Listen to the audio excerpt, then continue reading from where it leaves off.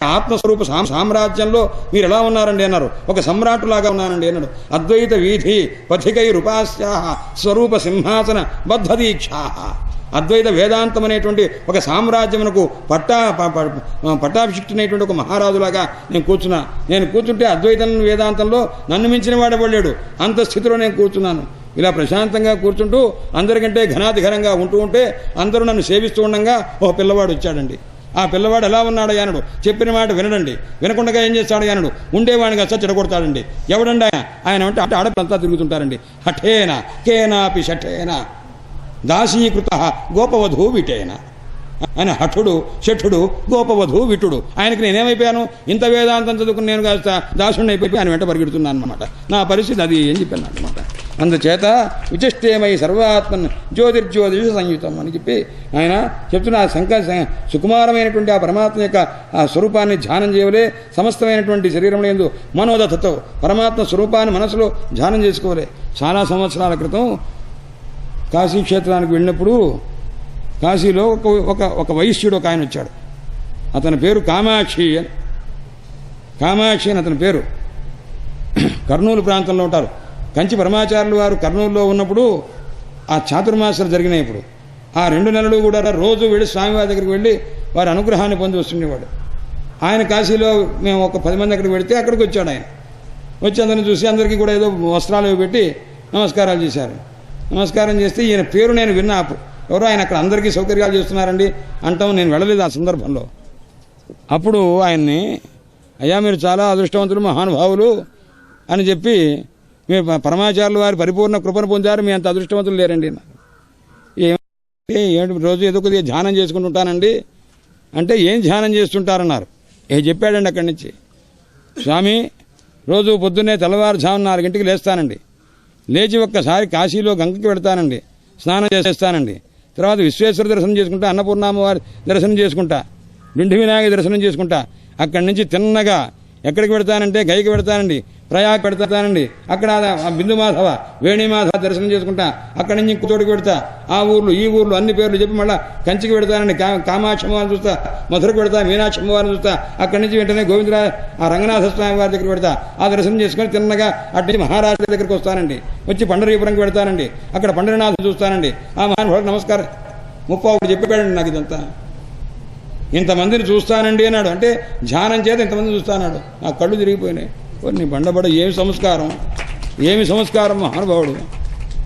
అందుచేత ఒక్కొక్కడికి ఆ భావన మనం వినాలే తప్ప అతనికి ఈ భాష ఎంత ఉందో ఆ భాషను బట్టి మొత్తం చెప్పాడు అతను. అసలు అంత 30 గంటల సేపు ఇన్ని క్షేత్రాలు వరుసగా చెప్పడం మనకు చేత కాదే. ఇది ధ్యానం చేస్తున్నాడా అని ఆశ్చర్యం వేసింది.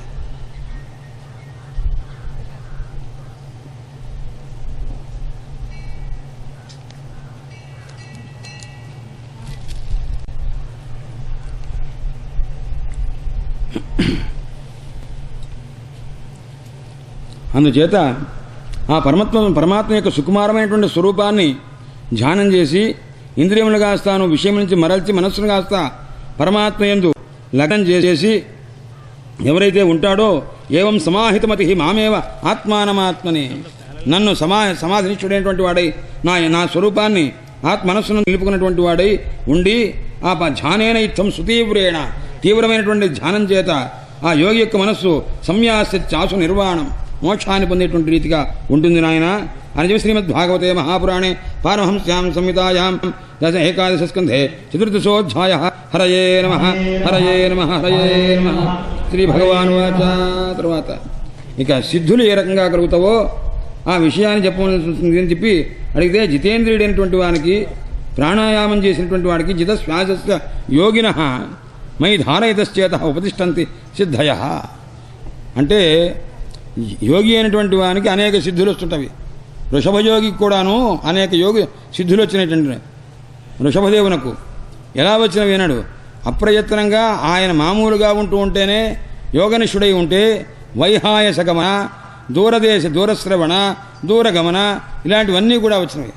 అంటే ఏంటి, ఎవరెవరు దేశాంతరాల్లో మాట్లాడుకున్న మాటలు ఆయనకు వినిపించే శక్తి ఉందిట. ఆకాశంలో నడిచేటువంటి స్థితి ఉందిట. అయితే అది ఉందన్న సంగతి కూడా ఆయనకు స్ఫూర్తి లేదు. ఆ రకంగా ఉన్నారన్నమాట. అంత యోగ సిద్ధి కలిగి ఉన్నాడు. ఇప్పుడు చెప్తున్నారు ఎవరైతే ధ్యాననిష్ఠుడై యోగనిష్ఠుడైనటువంటి వానికి అనేక సిద్ధులు వస్తవి అని. అప్పుడు ఉద్ధవుడు అడిగారు, ఏ ఉద్ధవులు వారు ఏమనంటే ఏ ధారణ చేత ఏ రకమైనటువంటి సిద్ధులు కలుగుతావో ఆ సిద్ధులు ఎన్ని ఉన్నవి అంటే సిద్ధులు నాయన 18 ఉన్నవి.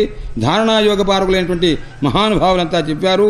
అందుచేత వాటిలో అష్టౌమత్ ప్రధాన దశైవ గుణహేతవ 8 ప్రధానమైనటువంటివి, 10 మాత్రము గుణహేతువులైనటువంటి అంటే కొద్దిగా రెండవ రకమైనటువంటి స్థితి అని. అవి ఏమిటంటే అణిమ, మహిమ, లఘిమ, ప్రాప్తి, ప్రాకామ్యము, ఈశిత్వము, వశిత్వము అనేటువంటివి ఏవైతే ఉన్నవో అది 8 సహజమైన సిద్ధులవి. అష్టౌ ఔత్పత్తికా మతాహ 8 సిద్ధులున్నవి. అవి ఔత్పత్తికములు అంటే సహజమైనటువంటివి. అది ఏమిటయ్యా అంటే శరీరంలో అనూర్మిమత్వం దేహేస్మిన్ దూరశ్రవణ దర్శనం మనోజవ కామరూపం పరకాయ ప్రవేశనం అంటే ఇంకొక శరీరంలో మృతమైనటువంటి కళేబరం ఉంటే ఆ కళేబరంలో ప్రవేశించి కలిగి ఉండడం అనమాట. అలాగే దూరమైనటువంటి విషయాలు తెలుసుకోవడం, గాలి మనోజవంతో వెళ్ళటం, కామరూపాన్ని పొందటం, స్వచ్ఛంద మృత్యు ఎప్పుడు చావాలనుకుంటే అప్పుడు చనిపోవడం తప్ప ఏ రకమైనటువంటి స్థితి లేదు. ఆ స్థితి ఎక్కడ మనం చూచాము? స్వచ్ఛంద మృత్యు. భీష్ముల వారు ఎందు స్వచ్ఛంద మృత్యు అనమాట. ఆయన ఫలానా అప్పుడు పోవాలనుకున్నారు. ఇప్పుడు ఉత్తరాయణం వచ్చిందా, ఏకాదశి వచ్చిందా, ఏకాదశి మాసం అయిందా, ఆ ఏకాదశి సంబంధించి పోదాం అనుకున్నాడు అనమాట. అంటే ఒక్కొక్కడికి ఒక్కొక్క ఆ సిద్ధి తాలూకు స్వరూపం ఉంటుంది. అందుచేత ఇలా ఆ రకమైనటువంటి సమస్తమైన సిద్ధులు కూడా ఉన్నవి అని చెప్పి ఏతాశ్చ ఉద్దేశత ప్రోక్త సామాన్యంగా చెప్పాను. యోగధారణ సిద్ధులు ఈ మహాత్ముడైనటువంటి వాని యందు ఈ రకంగా ఉంటుంది. పరమాత్మ యొక్క స్వరూపాన్ని పొందవలే, పొందిన తర్వాత పరమాత్మ అనుగ్రహం చేత లభించేవి అని చెప్పి అది ఎలాగా అంటే ఒక్కొక్క దాని యందు లయం చేయటం అనమాట. అంటే పృథ్వీ జలంలో, జలం తేజస్సులో, తేజస్సు వాయువులో, వాయు ఆకాశంలో ఆ మహత్తత్వాన్ని ఈ రకంగా తీసుకుని వెళ్ళి అంతపర్యంతం కూడా పరమాత్మ యొక్క స్వరూపంలో లయం చేసేటువంటి వాడికి ఈ సర్వేంద్రియాణ మహత్తత్వం ప్రాప్తిం ప్రాప్నోతి మన్మనాహ. పరమాత్మ యొక్క భావన కలిగినటువంటి వాడి సర్వేంద్రియములు, మనకున్న ఇంద్రియములన్నీ పరమాత్మ పరములయ్యేట్టు చేస్తే, మా మనస్సును కాస్త పరమాత్మ ఎందు లగ్నం చేస్తే అలాంటి వానికి ఈ సిద్ధులన్నీ లభిస్తవి నాయన. అందులో ప్రాకామ్యం వస్తుంది. ఈ రకంగా వస్తుంది. ఒక్కొక్క తాలూకు స్వరూపానంతా చెప్పారు. ఆ తర్వాత నిర్గుణమైనటువంటి బ్రహ్మ పరమాత్మ స్వరూపాన్ని ఎవరైతే ధ్యానం చేస్తారో అలాంటి వాడు పరమానందాన్ని పొందుతాడు అని చెప్పి, శ్వేతద్వీపాధిపతి అయినటువంటి శ్రీ మహావిష్ణు స్వరూపాన్ని ఎవరైతే మనసులో ధర్మమయమైన రూపంగా ధారణ చేస్తారో అటువంటి వానికి షడూర్మిరహిత, ఎటువంటి దుఃఖములు కూడా ఉండవు నాయన అని ఈ రకంగా చక్షుస్త్వష్టరి సంయోజ్య త్వష్టారమపి చక్షుషి. ఒక ఇంద్రియం ఉంటుంది. ఆ ఇంద్రియంలో అధిష్టాన దేవత ఉంటాడు. ఆ అధిష్టాన దేవతలో ఈ ఇంద్రియాన్ని కాస్తాను సంయోజన చేయవలే. ఆ రకంగా ఆ త్వష్టను కాస్త ఇంద్రియంలో లయం చేయవలే. ఈ రకంగా సంయోజన చేసి ఆ పరమాత్మని ఈ ఇంద్రియాన్ని కాస్త ఆ సాక్షాత్కరించినటువంటి వస్తువునందు పొందవలే. తద్వారా పరమాత్మానుగ్రహాన్ని పొందవచ్చు అని ఇలాంటి యోగ ప్రక్రియ అంతా కూడా చెప్పారు. చెప్పి మధ్యోగ శ్రాంత చిత్తస్య యాదసాధకం యథా మద్విభూతిరభిధ్యాయన్ శ్రీవత్సాస్త్ర విభూషితా అని చెప్పి ధ్వజాతపత్ర వ్యజనై స భవేద పరాజిత ఉపాసకస్తి మామేవం యోగధారణయ మునే అని ఎవరైతే ఆ పరమాత్మ యొక్క యోగ విశ్రాంత చిత్తస్య నా యందు యోగం అభ్యాసం చేతి విశ్రాంతుడైనటువంటి వాడికి ఎలా ఉంటుందయ్యా అన్నాడు. అగ్నియాదిభి నహన్యేత. చూడండి, అది మనకు అలాంటి యోగ సిద్ధి కలిగినటువంటి మహనీయులు చాలా తక్కువ. ఉన్నవాళ్ళది చరిత్ర మాత్రంగానే అవశేషంగా ఉంది. కొంత సంప్రదాయాన్ని రక్షించేవాళ్ళు ఒకళ్ళో ఇద్దరో ఎక్కడో ఉంటారు. అందుచేత అలాంటి యోగాన్ని చేత ఆ ఎవరైతే ఉంటారో పరమాత్మ యొక్క అనుగ్రహాన్ని పొందే స్థితి ఉంటుందో అలాంటి వాడు అగ్నియాదిపి నహన్యేత. అగ్ని వచ్చినా సరే, అగ్నిలో కూర్చున్నా సరే వాళ్ళకి ఏ రకమైనటువంటి తాపం ఉండదనమాట. అలాంటి స్థితి కలిగిన వాళ్ళు ఉంటారు. ఎందుకు అన్నారు? జితేంద్రియస్య దాంతస్య జితశ్వాసాత్మనో మునే మద్ధారణాం ధారయత కాసాసిద్ధి సుదుర్లభ. ఎవరు జితేంద్రుడై ఉంటాడో, జితశ్వాసుడై ఉంటాడో, ఆ రకమైన ప్రాణ సంయమనం కలిగిన వాడై ఉంటాడో అలాంటి మహానుభావునకు వాడు పొందలేనటువంటిది ఏముంది నాయన, ఏదైనా పొందుతాడు. అంత స్థితి కలిగిన తర్వాత ఆ వ్యక్తికి ఎన్ని శక్తులు వచ్చినా కానీ ఆ శక్తిని వినియోగించుకోవడానికి ఇష్టపడడు. ఎందుకంటే అది నిత్యము ప్రమాద భూయిష్టంగా ఉంటుంది. ఏ శక్తి వచ్చినా, ఏ ఐశ్వర్యం వచ్చినా దాన్ని వినియోగించుకోవడానికి ఇష్టపడరు. అందుకోసమే ఋషులు కూడా తపస్సు అంతా చేసిన తర్వాత ఎప్పుడైనా కోపం వచ్చిందనుకోండి, ఆ కోపం వల్ల ఆ తపస్సులో చాలా భాగం నష్టమైపోతుంటుంది. విశ్వామిత్రుల వారు ఎవరన్నా శాపం పెట్టారనుకోండి, మళ్ళా తపస్సే జగవు ఆయన మళ్ళీ జగామ ఎక్కడికి వెళ్ళారు ఆయన తపస్సు చేసుకోవడానికి. ఎందుకంటే ఈ కోపం చేత శాపం పెట్టినందువల్ల తపస్సు యొక్క ఫలం కాస్త కొంత పోయింది. అందుకోసం మళ్ళీ ఎక్కడికి వెళ్ళారు తపస్సు చేసుకోవడానికి వెళ్ళారు. చివరికి నా బ్రతుకు ఎలా ఉందయ్యా అంటే కోపం తెచ్చుకోవడం, ఒకసారి తపస్సుకు వెళ్ళటం, ఇంకోసారి యుద్ధం చేయడం, ఇంకోసారి తర్వాత మళ్ళీ తపస్సు చేసుకోవడం, అదిగో ఆ మేనక రావడం, దానివల్ల కొంత మళ్ళీ తపస్సు చేసుకోవడానికి పోవడం, గజస్నానంలాగా ఆ బ్రతుకు ఏంటి అని బాధపడ్డారన్నమాట. ఏనుగు స్నానం చేస్తుంది. ఏనుగు శుభ్రంగా స్నానం చేసి మళ్ళీ కట్టిన చోటుకు వచ్చి ఆ తొండంతో మట్టి తీసుకొని మళ్ళీ నెత్తి మీద పోసుకుంటూ ఉంటుంది అనమాట. గజస్నానం హి నిష్ఫలం. దానికి మళ్ళీ కొద్దిగా మట్టి నెత్తి మీద పోసుకోవడం, మళ్ళీ స్నానం చేయడం, మళ్ళీ నెత్తి మీద నిండి చేసుకోవడం అనమాట. అందుచేత ఆ రకంగా నేను తపస్సు చేయడం, మధ్యలో మళ్ళీ శాపం పెట్టడం, ఇలాంటివి ఏవో జరగటం అనమాట. అందుచేత అలా కాకుండా ఎవరైతే ఉంటారో అలాంటి వాడి అంతరాయాన్ని వదం చేత యుంజతో యోగముత్తమం. ఎప్పుడైనా అంతరాయం లేదయ్యా అన్నారు అంటే కాలక్షపణ హేతవ జన్మౌషధి తపోమంత్రై యావతీరి సిద్ధయ యోగేన ఆప్నోత సర్వా నాణ్యేర్ యోగగతం రజయేత్. అందుచేత నన్ను కూడుకున్నటువంటి వాడు నాయందు భక్తి కలిగినటువంటి వానికి ఈ రకమైన యోగములకు ప్రతిబంధకమైనటువంటి లక్షణములు ఏవి ఉండవు నాయన. సర్వాసామ సిద్ధీనాం హేతు పతి అహం ప్రభు. సమస్త సిద్ధులకు కారణం ఎవరయ్యా నేను, రక్షకుడిని ఎవరయ్యా నేను, నేనే సమర్థుణ్ణి. సర్వ యోగ సిద్ధుల్ని కూడాను అనుగ్రహించేవాడు నేనే సుమా అని చెప్పి నేనే యోగమునకు సాంఖ్యమునకు ధర్మమునకు కూడాను నేను కారణభూతున్నాయన అని చెప్పి ఈ రకంగా తెలుసుకోవయ్యా ఉద్ధవ అని పరమాత్మ ఉపదేశం చేస్తున్నారు. శ్రీమద్భాగవతే మహాపురాణే పారమహంస్యాం సంహితాయాం ఏకాదశ స్కంధే పంచదశోధ్యాయ. హరయే నమః హరయే నమః హరయే నమః. ఇప్పుడు ఉద్ధవుల వారు చెప్తున్నారు,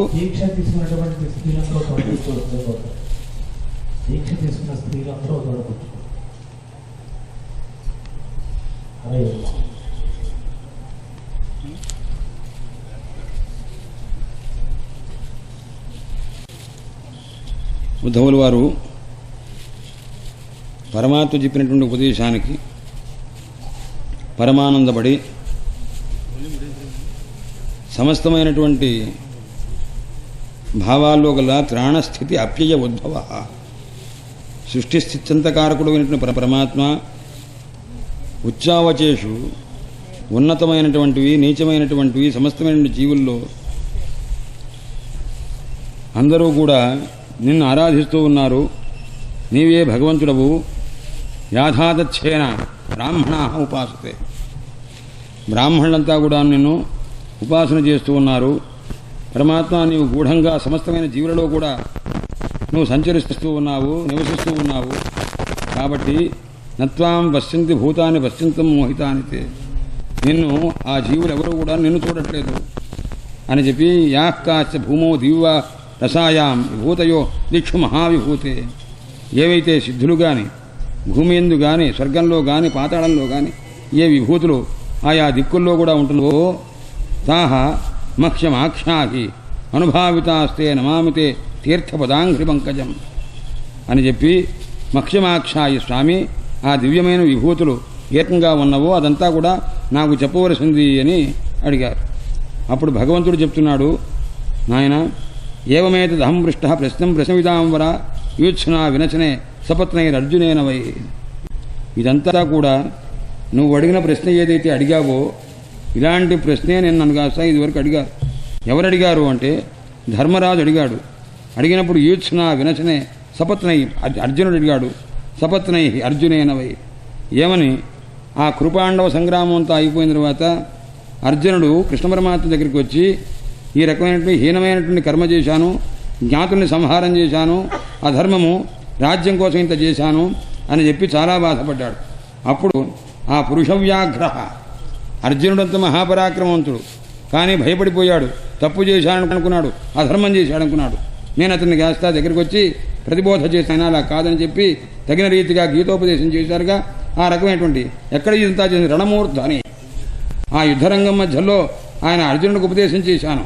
అప్పుడు అహం సర్వాణి భూతాని తేషు స్థిత్యుద్భవాదయ అప్యయా. నాయన నేనే సమస్తమైనటువంటి జీవజాతానికి కారణభూతున్నయ్యా అని చెప్పి సమస్తమైనటువంటి జీవులలో సమస్తమైనటువంటి ప్రపంచంలో కూడా చరాచర ప్రపంచంలో తానున్నటువంటి విషయాన్ని చెప్పుకుంటూ ఉన్నారన్నమాట. అది ఎలాగా అంటే గుణములలో నేనే ఉన్నాను. సామ్య గుణంలో ఎలాంటి గుణమయ్యా అన్నాడు పరమాత్మ, సామ్య గుణమయ్యా అన్నారు. గుణి ఔత్పత్తికో గుణ, గుణం కలిగిన వారిలో పరమాత్మ ఎక్కడున్నారయ్యా అని మంచి గుణవంతుడు ఉంటాడు. ఆయనలో పరమాత్మ ఎక్కడ చూస్తా ఉన్నాడు. ఆయన సహజమైనటువంటి నీతి గుణం ఉందే అందులో పరమాత్మ ఉంటారన్నమాట. గుణవంతులలో ఎవరయ్యా అంటే సూక్ష్మాణమప్యహం జీవ సూక్ష్మమైనటువంటి వస్తుజాతంలో ఎవరయ్యా నీవు అంటే జీవుడిని అని ఆ రకంగా తెలుసుకోవాల్సింది. దుర్జయులైనటువంటి వాళ్ళలో జయించలేము ఎలాంటి ఒక వ్యక్తిని, అలాంటి వాళ్ళలో ఎవరై ఉంటారయ్యా అన్నాడు. దుర్జయులలో మనస్సు అనమాట. మనస్సును జయించడం ఎవరి వల్ల కాదు అని అక్షరాణం అకారోస్మి, అక్షరాల్లో ఏ రూపంతో ఉంటావయ్యా అన్నారు. అకార రూపంగా ఉంటారు అంటే పరమాత్మ ఏ రూపంతో ఉన్నారు? ఒక స్త్రీ రూపంతో ఉన్నారు, ఒక పురుష రూపంతో ఉన్నారు, ఒక జంతు రూపంతో ఉన్నారు, ఒక పక్షి రూపంతో ఉన్నారు. ఏ రూపంతో ఉన్నా అది పరమాత్మ దివ్యమైనటువంటి రూపంగా తెలుసుకోవాలి అని ఎక్కడెక్కడ ఏ ఏ దేవతల్లో పరమాత్మ రకంగా ఉన్నారు, గంధర్వుల్లో, అలాగే తర్వాత అనేకమైనటువంటి రాక్షసుల్లో, ఈ రకం జంతువుల్లో ఎక్క పరమాత్మ ఏ స్వరూపంతో ఉన్నారో అదంతా చెప్పారు. ఇంత చెప్పిన తర్వాత ఇదంతా సత్యమేనా అన్నారు. పరమాత్మ చెప్తున్నారు ఆయన ఇదంతా కల్పన, కల్పన తప్ప వాస్తవంగా ఇంతకంటే ఏమి లేదు అని. వాసుదేవో భగవతాం, భగవత్ స్వరూపంలో వాసుదేవ రూపంగా ఉంటాడు. భాగవతుల్లో ఏ రూపంగా ఉంటారు? పరమాత్మ కృష్ణ పరమాత్మ భగవంతులలో ఏ భగవంతుడిగా ఉంటాడయ్యా అన్నాడు. వాసుదేవుని యొక్క అవతారం అంటే పరమాత్మకు భగవత్ స్వరూపాల్లో ఇష్టము. మరి భాగవతులలో భక్తులలో ఎవరంటే ఇష్టమయ్యన్నారు? భక్తుల్లో ఉద్ధవుడు అంటే ఇష్టము. అందుకని భక్తుల్లో నీ స్వరూపంలో ఉంటాను ఆయన అన్నారన్నమాట. అందుచేత ఒక్కొక్క జడములందు అజడమునందు మానవులయందు మానవేతలందు కూడా పరమాత్మ ఏ స్వరూపంతో ఉన్నారో ఆ విషయాన్ని చెప్పారు. అందుచేత నతధామే విభూతినాం సృజిత అండాన్ని కోటిశ నాయన, నాకు అనేక విభూతులు సృష్టి బ్రహ్మాండాలు సృష్టించినటువంటి నాకు ఆ రకమైనటువంటి సంతోషం లేదు. ఎందుకంటే తేజ కీర్తి ఐశ్వర్యం చాక సౌభగం భగ వీర్యం తితిక్ష విజ్ఞానం ఎత్ర ఎత్ర సమయంసక. శ్లోకం ఉన్నది భగవద్గీతలో, యజ్జద్విభూతిమత్సర్వం శ్రీమద్ ఊర్జితమేవ తత్తదేవావగచ్చత్వం మమ తేజోంశ సంభవం. ఆయన ఎక్కడెక్కడైతే దివ్యమైన తేజోవంతమైనటువంటి దివ్యమైనటువంటి స్వరూపం ఉంటుందో ఆ స్వరూపం వల్ల ధర్మమునకు విరుద్ధము కానట్టి తేజోవంతమైన స్వరూపం వల్ల కూడా నా యొక్క అంశలో నుంచి పుట్టిందన్న విషయం తెలుసుకోనాయన అని చెప్పి అన్నారు. ఆ రకమైనటువంటి రీతిగా చెప్పి ఒక దివ్యమైనటువంటి శ్లోకం ఒకటి చెప్పారు. వాచం యచ్చ మనోయచ్చ ప్రాణాన్యచ్చ ఇంద్రియాణిచ. నాయన మనస్సును స్వాధీనం చేసుకోవయ్యా. వాచం యచ్చ వాక్కును స్వాధీనం చేసుకో, మనోయచ్చ మనస్సును స్వాధీనం చేసుకో, ప్రాణాన్ని యచ్చ ప్రాణములు కాస్త స్వాధీనం చేసుకో, ఇంద్రియాణిచ ఇంద్రియములు కాస్త స్వాధీనం చేసుకో, ఆత్మానం ఆత్మా ఇచ్చ యచ్చ అనమాట. నీ మనస్సును ఆత్మస్వరూపం చేత నీ మనస్సును కాస్త నిగ్రహింపజేసుకో. నభూయ తపసేధ్వన, మళ్ళా నువ్వు జన్మ ఎత్తేటువంటి పరిస్థితి లేదు. అందుకోసం ఆయన మృత్యోర్బిభేషి కిం మూఢ, వారి మూఢుడా మృత్యు అంటే భయపడతాడుంటరా? మృత్యు భయపడితే మృత్యు విడిచిపెట్టదు. కాబట్టి పుట్టుక లేకుండా ఉండేది చేసుకున్నారు. అందుచేత యో వై వాంగ్మనసి సమ్యక్ సంయచ్చన్ ధియాయతి, వాక్కును కానీ మనస్సు కానీ ఎవరైతే నిగ్రహించుకోలేరో అటువంటి స్థితిలో ఆయన తాలూకు సమస్తమైనటువంటి తపస్సు కాస్త నష్టమైనట్టే. అందుకోసమే ఎలా ఉండాలయ్యా అన్నారు అంటే నిగ్రహం కలిగి ఉండవలే, వాంగ్ నిగ్రహం ఉండవలే, మనోనిగ్రహం ఉండవలే. ఈ వాంగ్ నిగ్రహం మనోనిగ్రహం కలిగినటువంటి వాడు కృతార్థుడవుతాడు.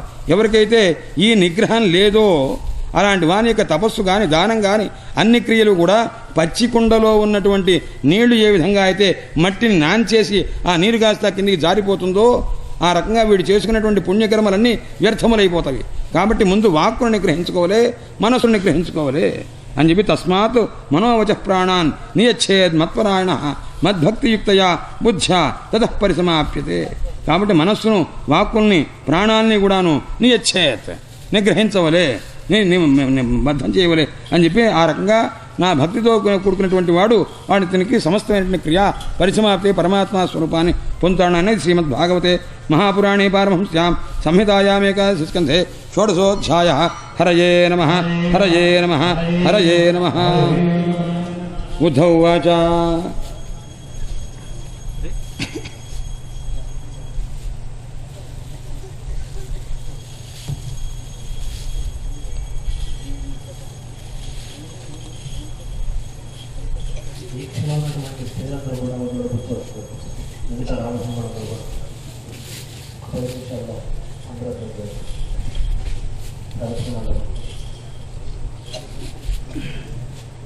ఉద్ధవులు వారు చెప్తున్నారు, విషయము జటిలము. కథ అంటే వెంటనే ఏదో భక్తులు వ్యవహారము అట్లా తెలుస్తూ ఉంటుంది. ఎప్పుడైతే ఈ ధర్మాలు వ్యవహారం వచ్చేసరికి కొద్దిగా కష్టంగా ఉంటుంది. కానీ ఇలాంటప్పుడే అత్యంత శ్రద్ధగా వినవాలి. ఆ శ్రద్ధగా వినాలంటే ఒక్కసారి అనుకోలే గోవింద గోవింద గోవింద గోవింద గోవింద గోవింద గోవింద గోవింద గోవింద గోవింద గోవింద గోవింద గోవింద గోవింద హరే వాసుదేవ. ఉద్ధవ వాచ. ఇప్పుడు అడుగుతున్నారు ఉద్ధవుల వారు, స్వామి మీరు చెప్పినటువంటి ధర్మం విన్నాను, అది ఏ ధర్మము అన్నారు? భక్తి లక్షణ ధర్మము అని. ధర్మ త్వద్భక్తి లక్షణ. ఈ మాట ఎంత గొప్పదంటే మొట్టమొదటి చెప్పారు ధర్మ ప్రోజ్జితకైతవ అత్ర పరమ. భాగవతంలో ఏ ధర్మం ఉందయ్యా అన్నాడు. ఎటువంటి ధర్మం ఉందయ్యా అన్నాడు. భక్తి లక్షణ రూపో ధర్మ. భక్తి స్వరూపమైనటువంటి ధర్మమే చెప్పాం ప్రధానంగా అని చెప్పినమాట. అందువల్ల స్వామి ఆయన ఎన్నిసార్లు చెప్పారో ఆ భక్తి స్వరూపాన్ని చెప్తున్నారు. ఇది ఎవరికయ్యా అన్నారు ఈ భక్తి? వర్ణాశ్రమ ధర్మములు కలిగినటువంటి వాళ్లకు, శాస్త్రమైనటువంటి వాళ్లకు, ద్విపదామపి 2 పాదాలున్న అందరికీ చెప్పారయ్యా అన్నారు. మానవ జాతి మొత్తానికి చెప్పారు. ఏ రకంగా అనుష్ఠానం చేస్తే వాడికి భక్తి కలుగుతుందో ఆ స్వధర్మాచరణ ఏమో దాని స్వరూపాన్ని కాస్త ఒక్కసారి చెప్పవలసింది అని అన్నారు. ఎందుకంటే పూర్వకాలంలో మహానుభావ నీవు హంసరూపంతో బ్రహ్మదేవునకు తత్వోపదేశం చేశావు కదా, అది ఇప్పుడు క్రమంగా కాలంలో దాన్ని ఆచరించేవాడు అనుసరించేవాడు లేకపోవడం చేత అది తగ్గిపోయింది అన్నావు. నా ప్రాయో భవిత మర్చలుకే రాగనుశాసిత. మనకు ఎన్నెన్ని బ్రహ్మాండమైన విద్యలున్నవో, అపూర్వమైనటువంటి అనేక విద్యలున్నవి, దేశాన్ని సుభిక్షం చేసేటువంటి అనేక రకమైనటువంటి విద్యలన్నీ కూడా ఉన్నవి. ఆ స్పర్శవేది ఇలాంటివన్నీ, పాదరసం అనే ఇనుమును కాస్త బంగారం చేసేటువంటి ఇలాంటి అనేక విద్యలు ఉపాసనలో ఆ పద్ధతిగా ఉన్నవి. అందుచేత ఋషులంటే కూడా మహారాజాధిరాజులంతా కూడాను వాళ్ళు చేసినటువంటి ఆ సిద్ధులన్నీ కూడాను ఏదైనా క్షోభం వస్తే దేశ దీనికోసం క్షేమం కోసం వాళ్ళు ఇచ్చేటువంటి ఆ సంపదంతా ఉండేది. అదంతా దేనివల్ల నష్టపోయిందయ్యండి. స్వార్థం ఎప్పుడైతే పెరిగిందో ఆ విద్యలు కాస్త సంప్రదాయంలో లేకుండా చేసేశారు. పరమాత్మ యొక్క సంకల్పమే. అందుచేత ఇదంతా కూడా ఈ పరమాత్మ చెప్పినటువంటి హంసరూపంతో పరమాత్మ బ్రహ్మదేవునికి చెప్పింది కాస్త కాలేన అమిత్రకర్శనాన ప్రాయోభత మర్చలోకే, మనుష్యలోకంలో లేనే లేదు. ఎందుకంటే వక్త కర్త అవిత నాణ్యం ధర్మస్యాచ్యుతే తే భువి. అంతే, ఇంతకంటే పరమాత్మ నీవే చెప్పింది, నీవే రక్షించింది, నీవే దీని కాస్త సంప్రదాయ ప్రవర్తకుడు అయింది. ఇది కాస్త పూర్తిగా ఖిలమైపోయింది నాయన. చక్తే మహీతరే దేవ వినష్టంక ప్రవక్ష్యతి.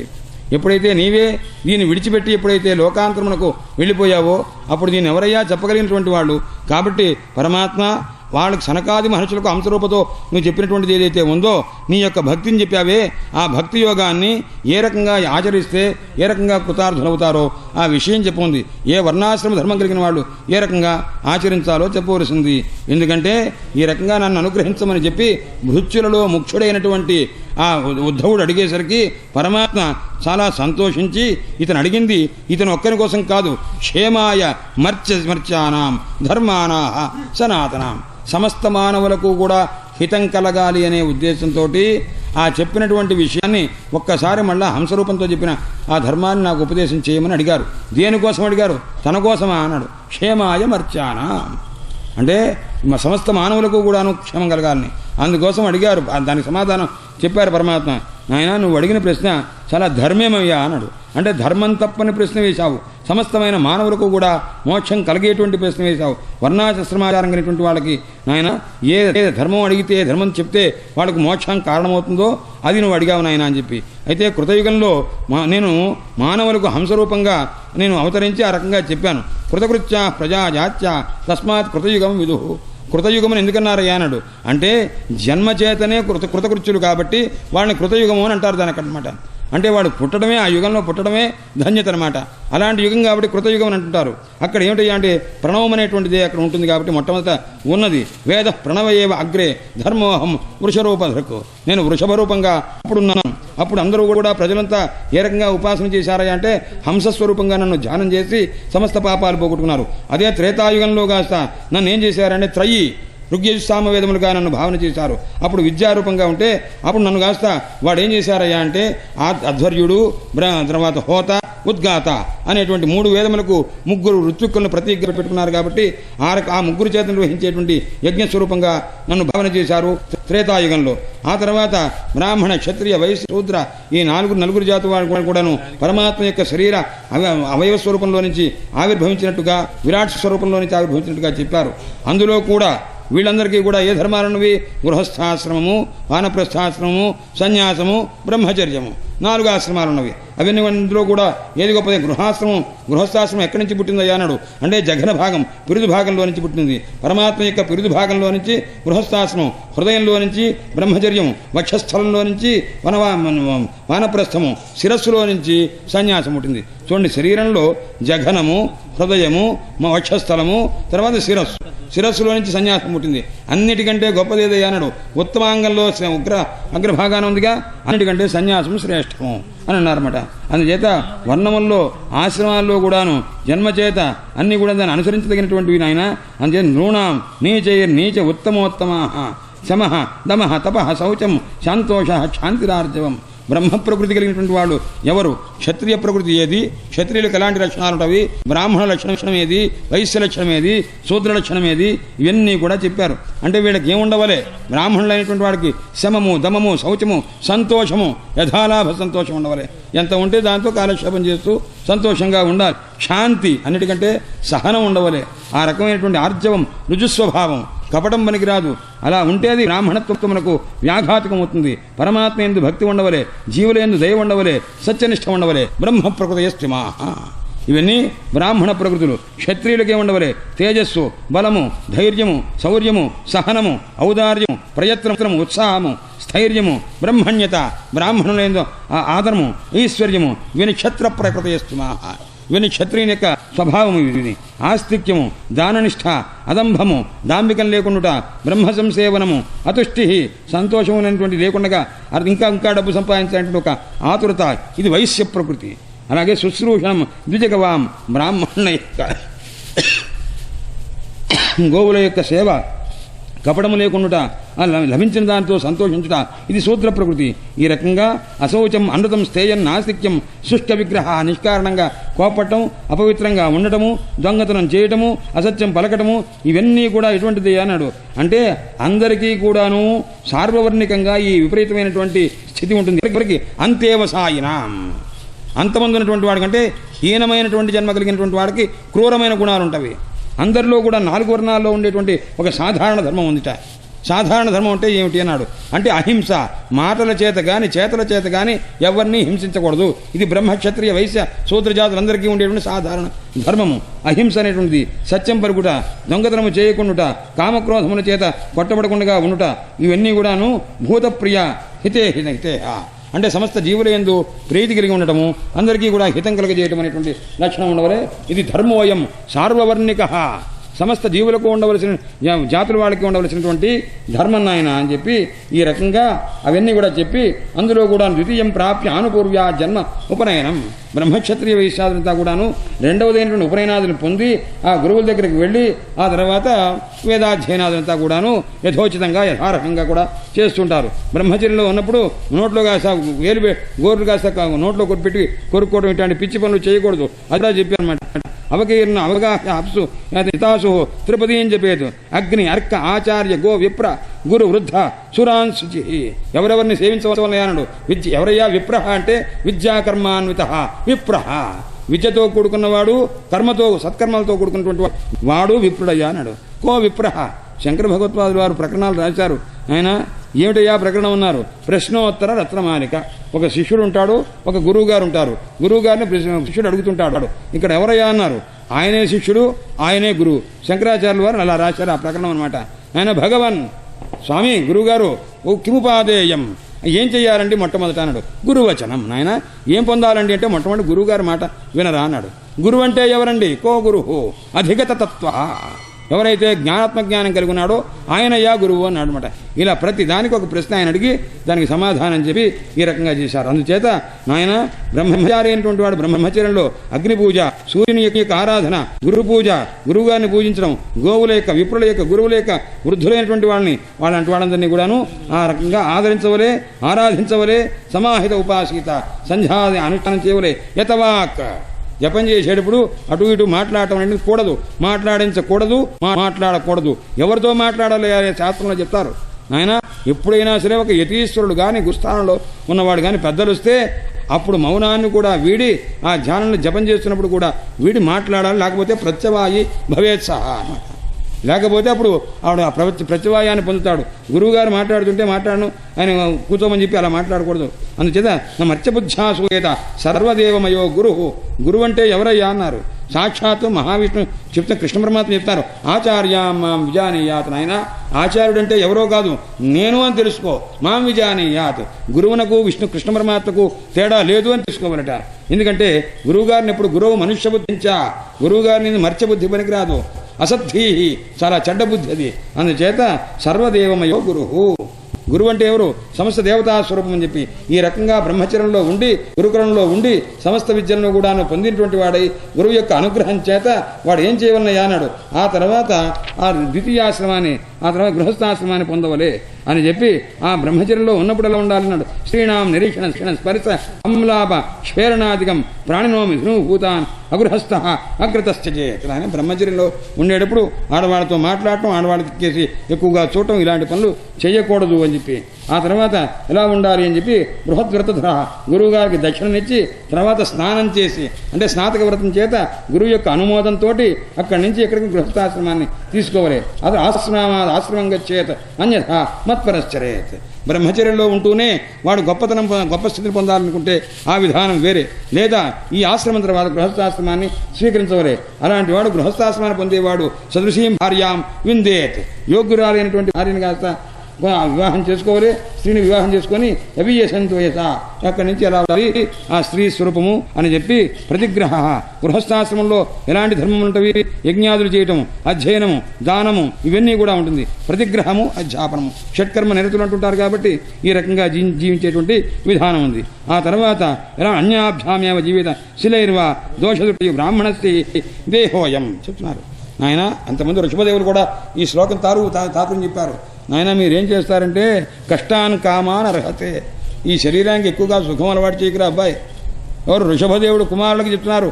రాజకుమారుని కూర్చోబెట్టి కష్టాన్ కామాన్, ఆయన కష్టమైనటువంటి స్వరూపాన్ని పొందాలి తప్ప సుఖానికి శరీరాన్ని అలవాటు చేయకుని ఆయన అది బలహీనమైపోతుంది అని చెప్పి ఆయన ఉపదేశం చేస్తున్నారు. అందుచేత ఇక్కడ కూడా బ్రాహ్మణస్య దేహోయం క్షుద్రకామాయ నేష్యతే.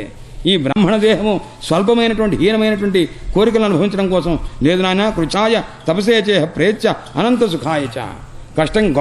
కష్టపడాలి, కష్టపడి తపస్సు చేయాలి. తపస్సు చేసి పరమాత్మక అనుగ్రహం పొంది మళ్ళా జన్మ ఎత్తకుండా ఉండేటువంటి గొప్ప స్థితిని పొందాలి. అందుకోసం ఈ దేహం రాక వచ్చిందనమాట.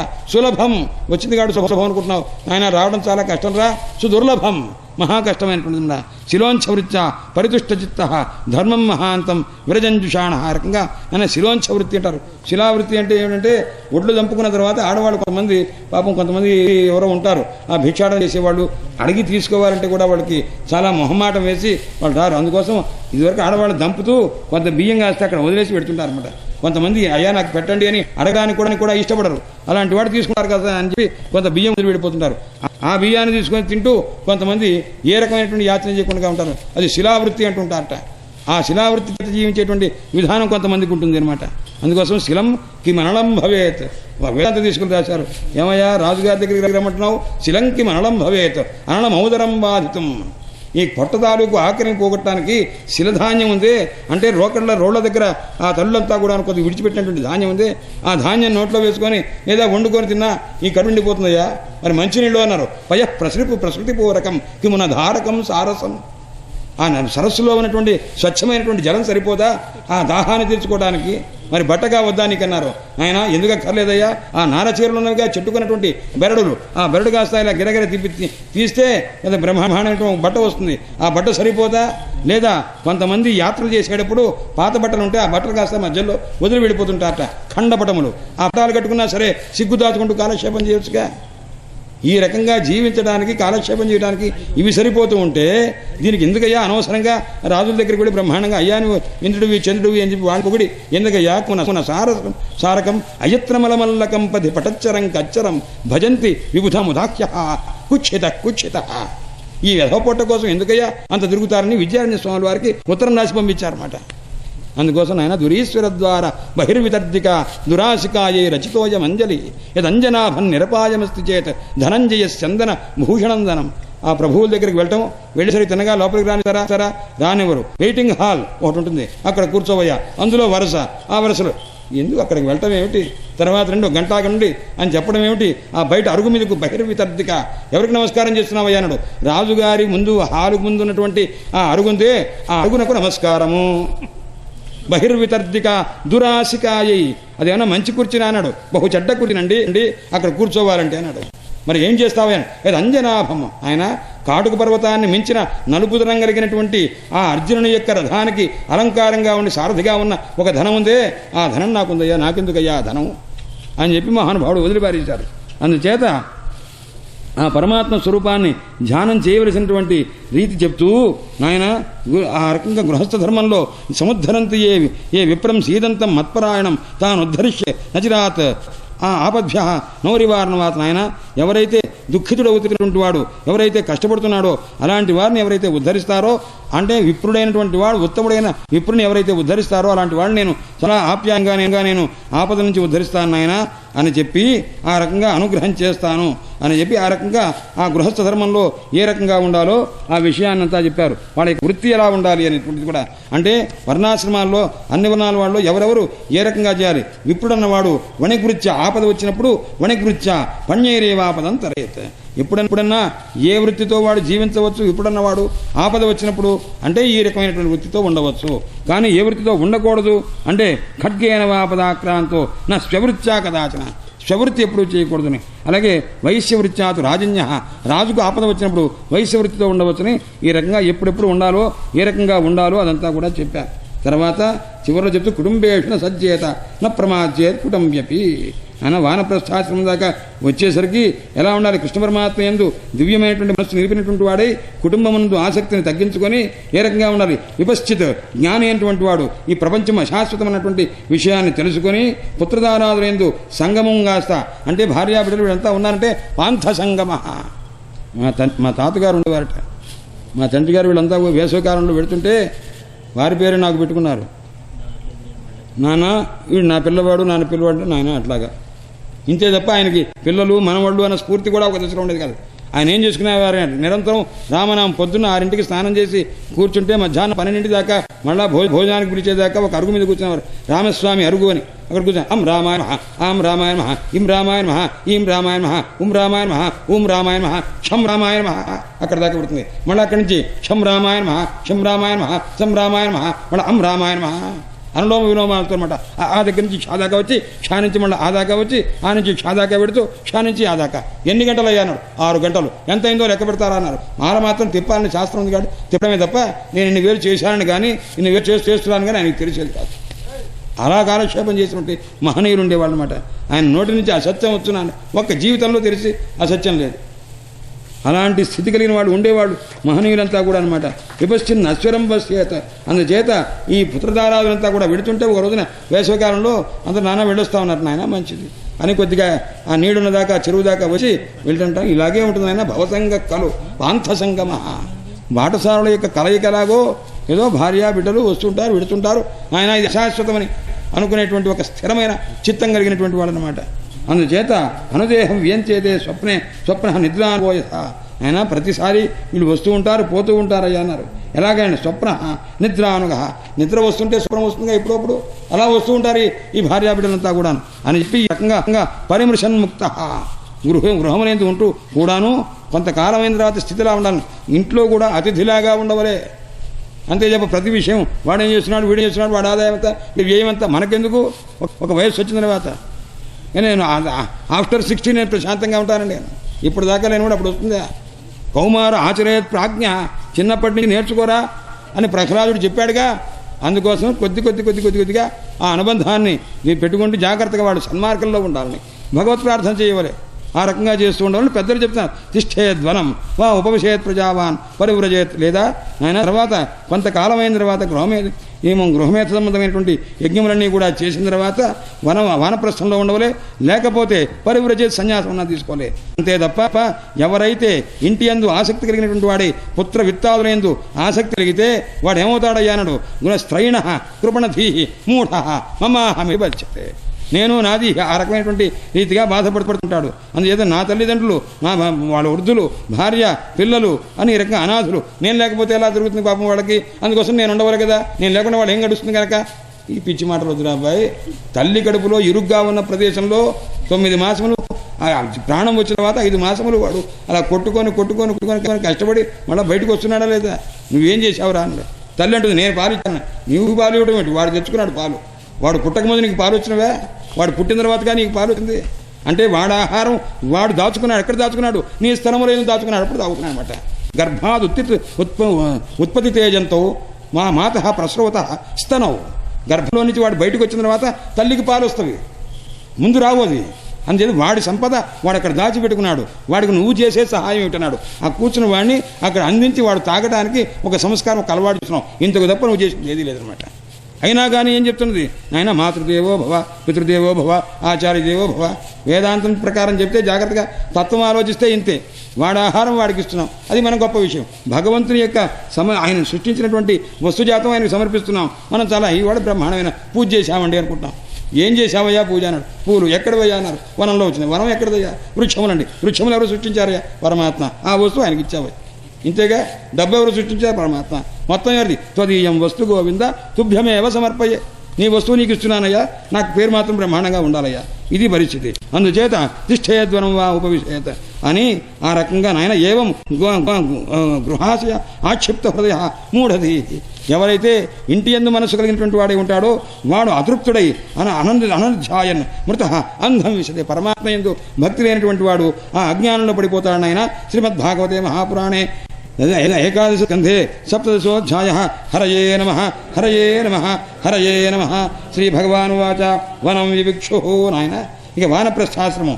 ఆ వానప్రస్థాశ్రమానికి వెళ్ళేటువంటి వాడు భార్యను కాస్త పుత్రుల యందు ఉంచి, ప్రయోజకమైన పుత్రుల యందు ఉంచి, లేదా స్వామి నేను కూడా మీ వెంట వచ్చేస్తానని పతివ్రత ధర్మంతో ఉంటే ఆమెను తీసుకుని వెళ్ళి వాడు ఉండవలే. 3వ ఆశ్రమంలో ఉండాలి. ఎప్పుడు? భాగమావిష. చిట్ట 4 భాగాలు చేస్తే ఆ 4వ భాగంలో ఉండాలని ఒకటి, లేదా ఆయుర్దాయాన్ని 3 భాగాలు చేస్తే 3వ భాగం అక్కడ ఉండాలని ఒకటి పద్ధతి. ఎలా ఉండాలి? కందమూల ఫలమును తింటూ కాలక్షేపం చేస్తుండవలే పవిత్రమైన రీతిగా వల్కలాన్ని ధరించి, తృణపర్ణ అజినానిచ ఇవన్నీ కూడా ధరించి ఉండాలి. ఏ ఋతువులో ఏ రకంగా ఉండాలి? గ్రీష్మ ఋతువులో పంచాగ్ని మధ్యంలో ఉండేటువంటి స్థితి.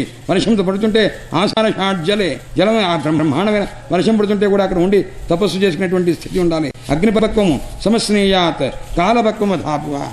అగ్నిపక్వం ఉడికిన అన్నం పెడితే తప్ప అరగదంటే అలాంటివి తిను, లేదా కాలంలో పండేటువంటి పండు తిని జీవించే విధానం ఒకటి. ఆ తర్వాత ఉలూఖల అశ్మకుట్ట అని రోలు చేత తిరగలు బిగలు పెట్టి చేసినటువంటిది కానీ, లేదా నోట్లో వేసుకొని దాన్నే ఉలూఖలంగా చేసుకొని, అంటే నోట్లో పెట్టుకొని దాన్నే కొరికి చిన్న చిన్న ముక్కలు చేసుకొని అది తినేటువంటి స్థితి.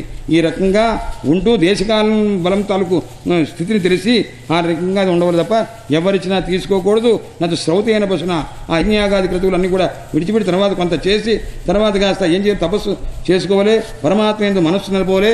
ఈ రకంగా చేస్తే విరక్తి కలిగిన వాడి తర్వాత సన్యాసాశ్రమానికి అర్హుడయ్యేటువంటి స్థితి ఉంది. నాయన విప్రస్య వై సన్యసతో దేవ దారాది రూపిణ విఘ్నాన్ని కుర్వంచయం హి అస్మాన్ ఆక్రమ్య సమయాత్ పరహ.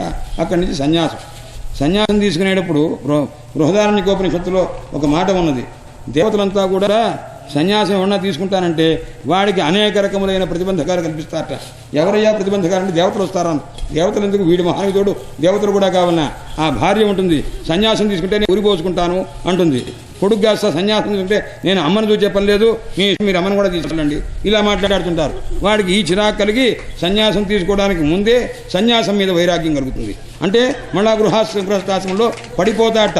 ఈ పని చేసేది ఎవరయ్యా అన్నారు. పెద్దగా చేసేవాళ్ళు ఎవరు లేరు, దేవతలు చేస్తారటండి ఈ పని. ఎందుకంటే వీడు కాస్త సన్యాసం తీసుకొని జ్ఞాననిష్ఠుడైపోయి అందరినీ కూడా తన ఉపదేశం చేత జ్ఞాననిష్ఠుని చేస్తే, ఈ కర్మకాండ చేయకపోతే, యజ్ఞయాగాది క్రతువులు చేయకపోతే, మాకు ఆహారం లేకపోతే వీళ్ళకి మేము ఎందుకు ఉపకారం చేయాలి, వీళ్ళకి ఎందుకు వర్షం చేయాలి అనేటువంటి స్థితి వస్తుంది. కాబట్టి దేవతలు విఘ్నం కలగజేస్తారు ఎవరికి? జ్ఞాననిష్ఠుడైనటువంటి వాడికి.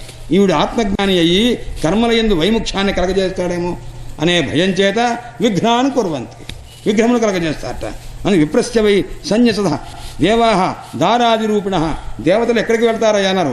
వాళ్ళ భార్యల్లో, పిల్లల్లో, ఆడపిల్లల్లో, మగపిల్లల్లో ప్రవేశించి నాన్నగారు మీరు సన్యాసం తీసుకుంటే నా పరిస్థితి ఏమిటి ఈ రకంగా చెప్తూ ఉంటారన్నమాట. అమ్మ నానానంగానే ఆప్యాయంగా అంటే ఎంతటి వాడికైనా లోపల నుంచి బ్రహ్మాండమైనటువంటి ఆర్తి వచ్చేసి, అమ్మ నేనేం పర్వాలేదమ్మా, చక్కగా నేను చూస్తాను, జాగ్రత్తగా నీకంతా ఏర్పాటు చేస్తుంటానని అయిపోయింది.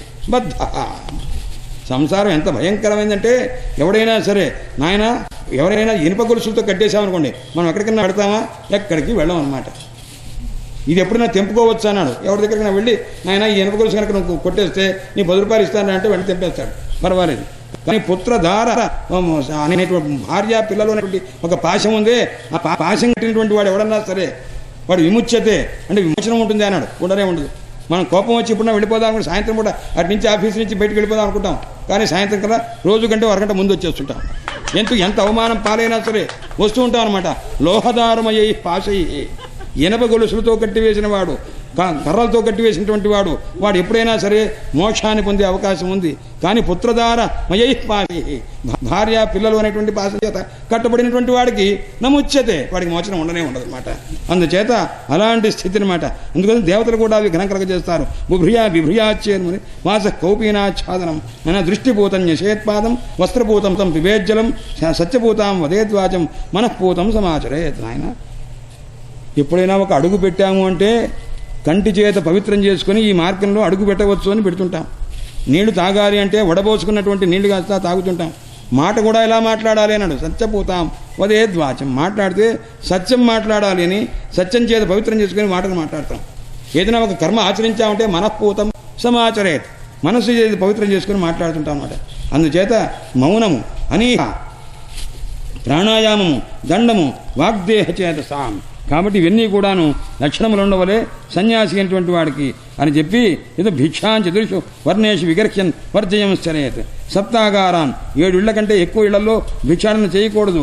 ఆ తర్వాత బయట స్నానం చేసి ఇక్కడ జలాశయంలో స్నానం చేసి వాగ్యత సన్యాసి అయిన వానికి ప్రత్యేకించి కూడా ఏమిటయ్యా అంటే ప్రధానంగా అందరికీ చెప్పిన మాటే వాగ్యత అంటే నాయన చాలా తక్కువగా మాట్లాడుతూ ఉండవలే, ఎక్కువగా మాట్లాడకూడదు, నిస్సంగంగా ఉండవలే, ఇంద్రియముల యొక్క నిగ్రహం ఉండవలే, ఆత్మయందు ఆనందించుతుండవలే, పరమాత్మ భావన చేత సంతోషిస్తూ ఉండవలే, సమదర్శనుడై ఉండవలే, విడిగా ఉండవలే, వివిక్త క్షేమచరణ మద్భావ విమలాశయ పరమాత్మ భావన చేతనే ఎవరిని చూసినా పరమాత్మ యొక్క స్వరూపమయ అనే భావనతో పవిత్ర భావంతో చూసినట్లయితే అటువంటి వారికి భేదబుద్ధి లేక ప్రతిబంధములు లేక సుఖంగా ఉంటాడు ఆయన. అందుచేత ఆన్వీక్షేతాత్మనోబంధం మోక్షంచ జ్ఞాననిష్టయా, జ్ఞాననిష్ట చేత బంధం మోక్షం అనేటువంటిది ఈ రకంగా తెలుసుకోలే. బంధం అంటే ఏమిటండి, మోక్షం అంటే ఏమిటండి అన్నాడు. బంధ ఇంద్రియ విక్షేప, బంధం అంటే ఇంద్రియముల యొక్క విక్షేపము, ఆ రకమైనటువంటి స్థితి. మోక్షయేషాంచ సంయమ, ఇంద్రియములు కాస్త నిగ్రహించడమే మోక్షము అని తెలుసుకో.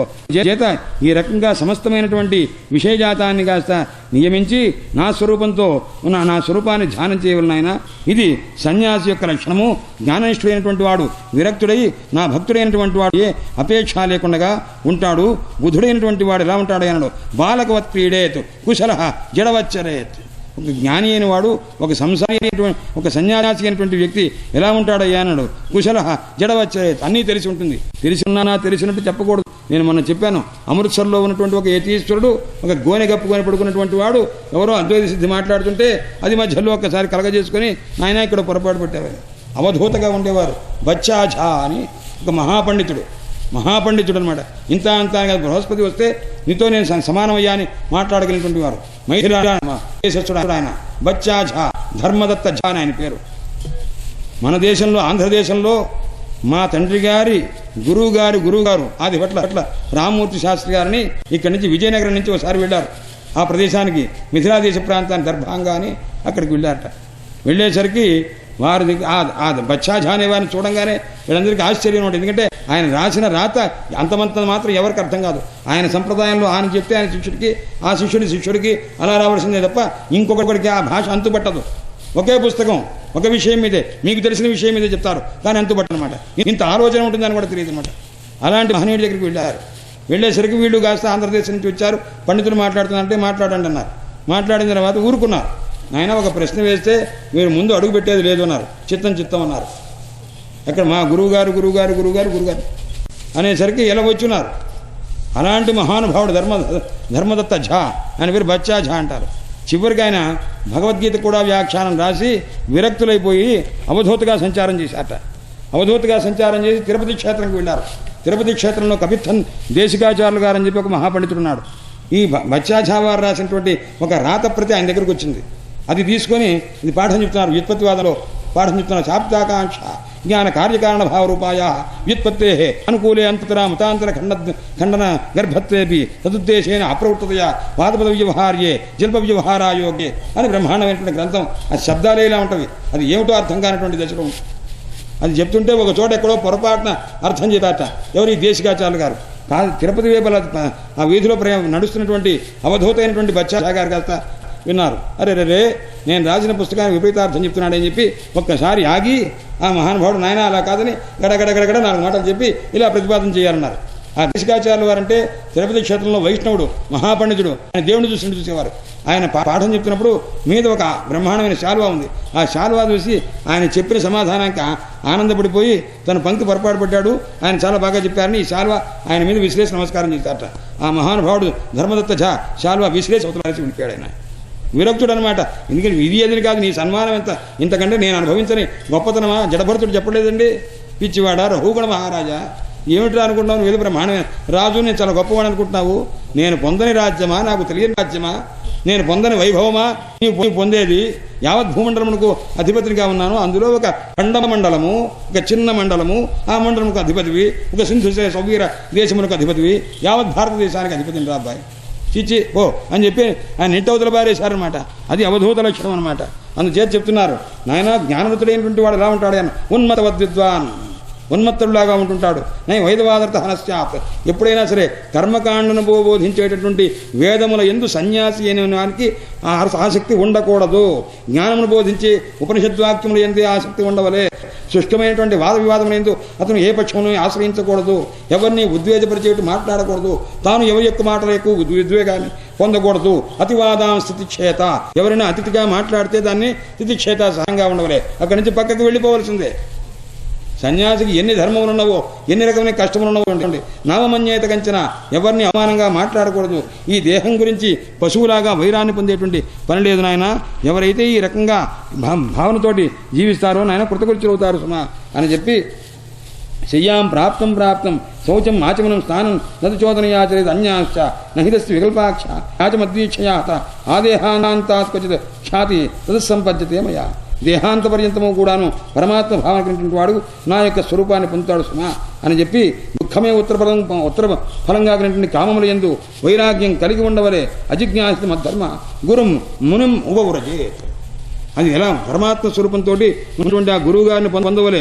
భిక్షువు యొక్క ధర్మం ఏమిటయ్యా అంటే శమము, అహింస, తపస్సు మొదలైనటువంటివన్నీ కూడాను. అందుకోసం గృహస్థుల ధర్మం ఏమిటయ్యా అన్నాడు. భూతరక్షము, విద్య, యజ్ఞం చేయటము, ఇవన్నీ కూడా ఆచార్య శవనము, బ్రహ్మచర్యం, తపస్సు వచ్చిన సంతోషం, భూత సౌహృదం, ఇవన్నీ కూడాను గృహస్థుని యొక్క ధర్మాలన్నీ కూడా చెప్పి నీ ఎవరైతే ఈ రకమైనటువంటి భావన కలిగి ఉంటారో వర్ణాశ్రమతాన్ ధర్మయశ ఆచార లక్షణ, వర్ణాశ్రమం కలిగిన ధర్మాలు కలిగినటువంటి వాళ్ళకి లక్షణాలని చెప్పాను నాయన. ఇది నీకు చెప్పాను సాధో. ఉద్ధవుడికి ఇంత ఓపికగా విన్నాడు చూడండి. మనం వినకపోయినా పక్కన పెట్టి ఆయన సాధో చక్కగా వింటే ఆ గురువుగారి ప్రేమ కలిగి ఎంత శ్రద్ధగా వింటున్నావు నాయన ఉద్ధవ, చాలా సంతోషం. భవాన్ పృచ్చది యచ్చమాం, నీవు నన్ను ఏది అడిగావో అది చెప్పాను ఆయన, విన్నావా అని చెప్పి ఇది ఎవరైతే ఈ రకంగా స్వధర్మాన్ని కూడుకొని చేస్తూ ఉంటాడో వాడు మాం సమయాత్ పరం నాన్న పొందుతాడు ఆయన. శ్రీమద్భాగవతే మహాపురాణే ఏకాదశ స్కంధే అష్టాదశోధ్యాయ. హరయే నమః హరయే నమః హరయే నమః. ఇటు పైన పరమాత్మ శ్రీ భగవాను వాచ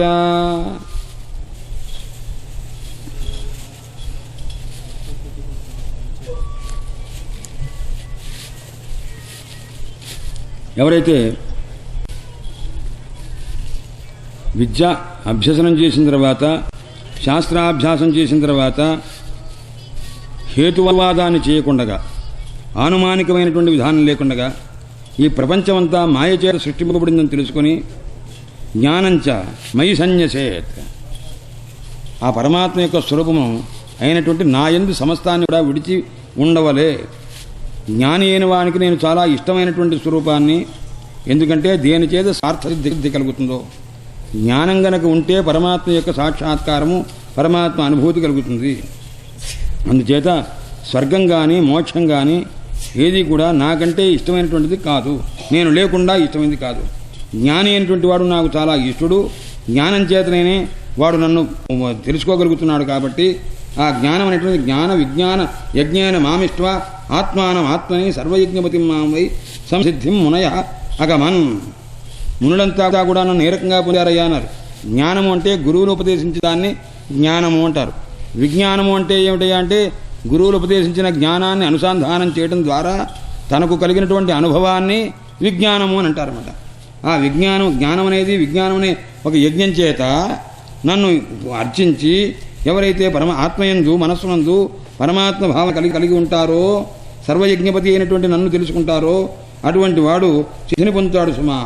కాబట్టి నాయన ఉద్ధవ, ఈ త్రివిధమైనటువంటి వికారము, గుణ సంబంధమైన వికారము మాయ చేత ఏర్పడినటువంటిది. కాబట్టి ఇది ఏ రకంగా కూడా ఆవరించకుండా ఉంటుందో, జన్మాదులనేవి లేకుండా ఉంటావో ఆ రకమైనటువంటి ప్రయత్నం చేయవలసిమా.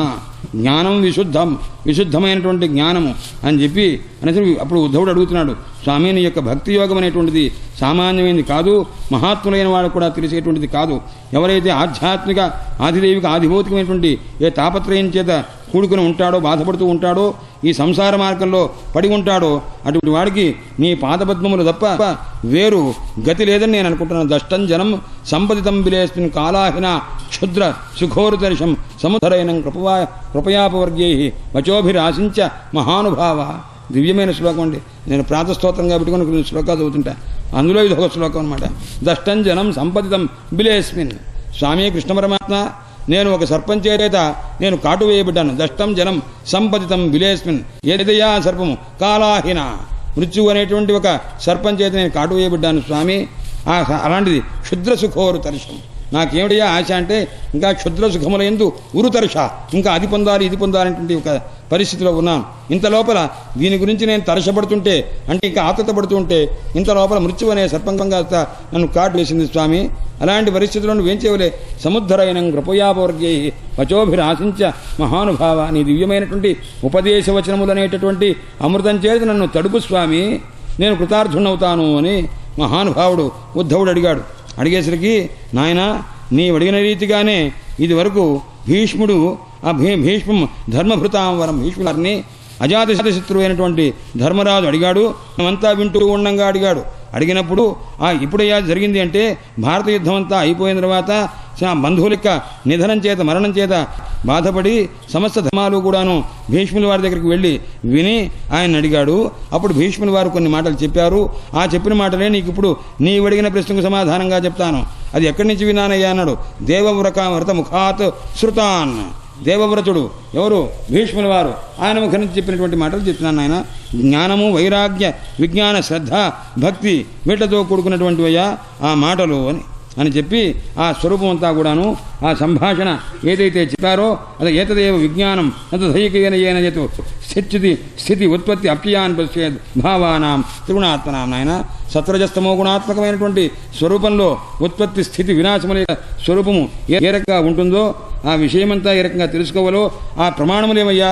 ఈ పరమాత్మ యొక్క స్వరూపాన్ని తెలుసుకోవడానికి నాన్న శత ప్రమాణం ఉంది, ప్రత్యక్షం ఉంది. అవసరాన్ని బట్టి ఆయా సందర్భాన్ని బట్టి ఐతిహ్యం అనే ప్రమాణము, అనుమాన ప్రమాణము, ఇలాంటివి అనేక రకాల అనుమానం అనేటువంటిది శృతి, ప్రత్యక్షము, ఐతిహ్యము, అనుమానము అని 4 ప్రమాణాలు ఉన్నవి.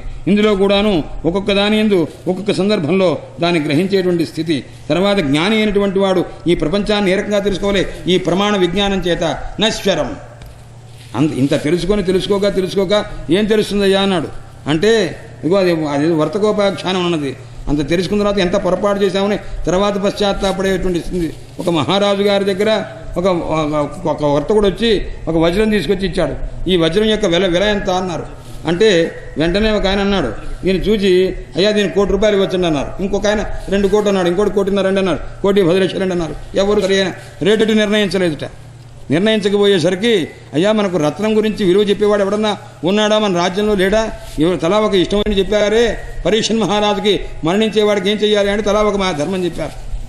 అలా కాకుండా ఉన్నారండి. మనకు మన రాజ్యానికి వచ్చి అవతల ఒక పల్లెటూరు ఉంది, అక్కడ ఒక రత్నం ఉన్నాడు అన్నారు. తీసుకురండి అయ్యా అన్నాడు. ఒక 80 ఏళ్ల వృద్ధుడు చూచాడు. అయ్యా ఈ వజ్రపు ఎలా ఎంత అన్నారు. అయ్యా 99 లక్షలండి అన్నాడు. బాటా చెప్పుల రేటు చెప్పినట్టు చెప్పాడు. ఎవడే 99 లక్షలు అయ్యా అన్నాడు. అనేసరికి ఏమిటయ్యా 99 లక్షలు అంటావు, నీకు ఎందుకు ఇలా చెప్తున్నావు అంటే ఏం లేదండి, ₹1,00,000 విలువ చేసేటువంటి చిన్న వజ్రాలు ఒక 100 పట్టండి అన్నాడు. చిన్న వజ్రాలు 100 పట్టుకొచ్చారు. ఈ మణి యొక్క కాంతి ఒక ప్లేట్లో పెట్టి దాని మీద ఎంత మటుకు ప్రసరిస్తుందో ఆయన చూపించాడు. ఒక అద్దం పెట్టి అద్దం ద్వారా దీని కాంతి ఎక్కడ పడుతుంది అన్నాడు. 99 మీదే పడుతుంది. ఆ 100 వజ్రం మీద ఎటు తిప్పినా సరే ఒక వజ్రం దగ్గర మినహాయించి 99 మీదే పడుతుంది. ఆశ్చర్యపడ్డారు. ఏమి రత్న పరీక్ష, ఎంత కష్టపడ్డాడు మహానుభావుడు, చాలా గొప్ప పని చేశాడని. ఆయన ఎంతకాలం నుంచి నువ్వు నేర్చుకున్నావయ్యా అన్నాడు. నా 14వ ఏటి నుంచి నేర్చుకున్నానండి అన్నాడు.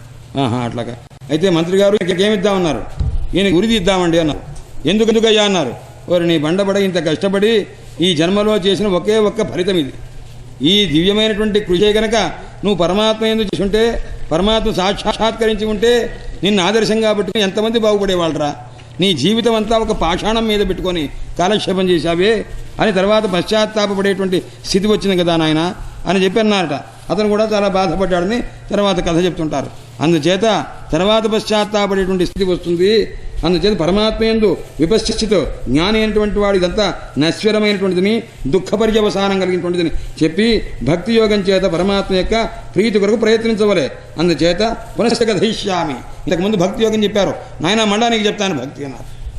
ఎప్పుడైనా సరే చెప్పేటప్పుడు ఉపదేశం చేసేటప్పుడు మళ్ళా భక్తి గురించే మరల చెప్తుండేటువంటి స్థితి.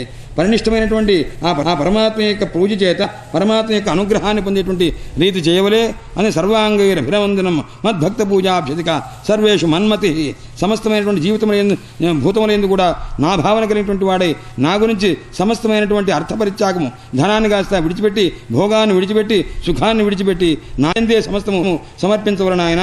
ఆ రకంగా గుణేశ్వసంగ వైరాగ్యం ఐశ్వర్యంచ అణిమాదేహ సత్వరజస్తమో గుణాత్మకమైన స్వరూపంతో సంగమును విడిచిపెట్టి అణిమాదేశ్వర్యాలు కూడా విడిచిపెట్టి ఉండవలే. అలా ఉన్నట్లయితే పరమాత్మ భావాన్ని, నా స్వరూపాన్ని పొందుతాడు నాయన ఉద్ధవ అన్నారు. అనేసరికి స్వామి మీరు ఎంతెంతో చెప్పారు, అనేక నియమాలు ఉండాలన్నారు, యమం అన్నారు, నియమం అన్నారు, ఇవన్నీ చెప్తున్నారే, ఇదంతా ఏ రకంగా జరుగుతుంది అన్నారు. అయ్యా వస్తారా వాళ్ళు? ఉద్ధవవాచ, ఉద్ధవులు వారు చెప్తున్నారు, అయ్యా యమం అంటే ఏమిటి, నియమం అంటే ఏమిటి, దాని స్వరూపం అంటే ఏమిటిని అనేక ప్రశ్నలు, దమం అంటే ఏమిటిని ఒక్కొక్క ప్రశ్న, ఒక్కొక్క లక్షణము అన్నీ కూడా చెప్తున్నారు. తిదీక్ష అంటే ఏమిటి వాటి యొక్క స్వరూపాన్ని చెప్తూ నాయన అహింస సత్యమస్తేయం అసంగ రసంచయ ఆస్తిక్యం బ్రహ్మచర్యం చ మౌనం స్థైర్యం క్షమాభయం శౌచం జప తప హోమ శ్రద్ధాదిత్యం మదర్చనం తీర్థాటనం ఇవన్నీ యమములంటే ఏమిటన్నాడు. ఇవన్నీ కూడా యమములు అంటారు నాయన. అవన్నీ మొత్తం ఎన్నయ్యాను. ఉభయోర్ ద్వాదశ స్మృతా యమములు నియమములు ఇవన్నీ కూడాను. శమం అంటే ఏమిటి అని లక్షణాలు చెప్పడం. మన్నిష్టత నా యందు తాత్పర్యం కలిగి ఉంటా. బుద్ధే దమ ఇంద్రియ సంయమ ఇంద్రియముల యొక్క నిగ్రహం కలిగి ఉండటమే అది దమము అంటారు. తితిక్షాంక్ష అంటే ఏమిటయ్యాను దుఃఖాన్ని సహించగలిగి ఉంటా. జిహ్వోపస్థజేహ ధృతి నాలుకను కాస్త జయించగలిగే స్థితి ఉండవలే, ఇంద్రియాన్ని జయించే స్థితి ఉండవలే అని అన్నింటికీ కూడా లక్షణం చెప్పి ఉత్పథశ్చిత్త విక్షేప స్వర్గ సత్వగుణోదయ. స్వర్గం ఎక్కడి నుంచి వచ్చిందయ్యా అన్నాడు. సత్వగుణోదయ సత్వగుణంలో నుంచి ఆవిర్భవించింది. గృహం శరీరం మానుష్యం గుణాఢ్యో హ్యాఢ్య ఉచ్యతే దరిద్ర యస్వంతుష్ట. అసంతుష్టుడైన దరిద్రుడంటే ఎవరయ్యా అంటే ఎవరైతే సంతోషం లేక బాధపడుతుంటాడో వాడయ్యా, ఎవరైతే జితేంద్రుడు కాడో వాడయ్యా దరిద్రుడు అని. గుణేశ్వసక్త హీరీశో గుణసంగో విపర్యయ ఏత ఉద్ధవతే ప్రశ్న. నాయన ఉద్ధవ నీవు అడిగావే యమమంటే ఏమిటి, నియమమంటే ఏమిటి, ఆస్తిక్యం అంటే ఏమిటి, శమం అంటే ఏమిటి, ఇవన్నీ అడిగావి. దానికి సమాధానం చెప్పాను. కిం వర్ణితేన బహున లక్షణ గుణదోషయో. గుణం గురించి దోషం గురించి లక్షణాలు చెప్పవలసిన పనే ఉంది నాయన. గుణదోషో దుషి దోష అంటే దోషమునందు గుణబుద్ధి కలిగి ఉంటాము, గుణమునందు దోషబుద్ధి కలిగి ఉంటాము. ఈ రెండు విడిచిపెడితే అది నాయన ఉత్తమమైనటువంటి స్థితి. గుణస్థు ఉభయవర్జిత. గుణము దేన్నయ్యాన్ని దోషాన్ని విడిచిపెట్టేటువంటి స్థితి చేస్తుంది. కాబట్టి ఆ రకమైనటువంటి స్థితిలో నీవు ఉండవలే అని చెప్పి ఆ భగవానునకు మహానుభావుడు ఆ ఉద్ధవుడు కాస్త ప్రార్థన చేస్తే ఆ ప్రశ్నకు సమాధానంగా పరమాత్మ యందు దోషము లేశము లేకుండా గుణదృష్టి కలిగి ఉండి అనుగ్రహం పొందమని చెప్పి ఉపదేశం చేశారు. శ్రీమద్భాగవతి మహాపురాణే పారమహంస్యాం సంహితాయాం ఏకాదశ స్కంధే ఏకోనవింశః అధ్యాయః. హరయే నమః, హరయే నమః, హరయే నమః.